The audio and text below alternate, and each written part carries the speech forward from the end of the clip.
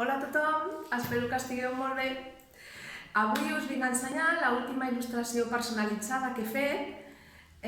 És un regal que Anaïs li fa a Gemma i sempre que faig una il·lustració d'aquest tipus m'agrada saber coses sobre la persona a qui li tenen que regalar.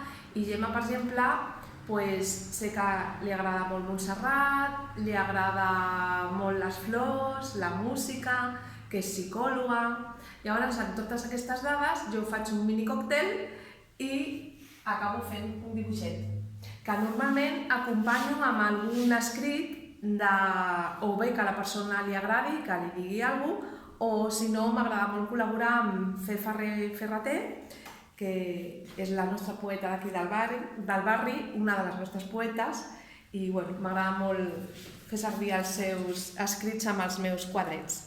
El quadret seria aquest, està fet en guaix i tinta, l'escrit està fet en plomilla, l'escrit diu: jo vull seguir amant aquestes coses petites que per ser-ho són tan grans. Trobo que és superxulo posar el focus en les petites coses i llavors te n'adones que són les més grans. Al ser Gemma psicòloga, m'ha agradat representar un cervell i un cor perquè, com ja suposo que moltes sabeu, el cervell i el cor estan connectats, els nostres pensaments ens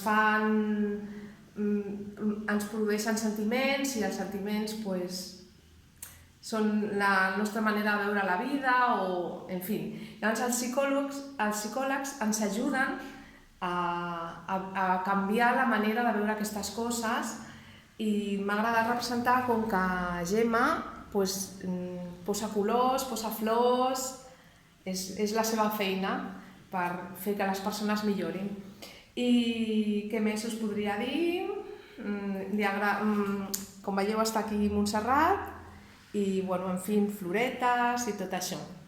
El paper que utilitzo és el Bristol perquè si no em costa molt d'escriure amb la plomilla. I també m'agrada embolicar-ho bé per regalet. Li posarem aquesta etiqueteta perquè a Gemma li agrada el cafè i els dolços i és un detallet també a afegir. Això és tot per aquesta setmana. Estic fent més cosetes que ja us les aniré ensenyant. Que vagi molt bé! Adeu!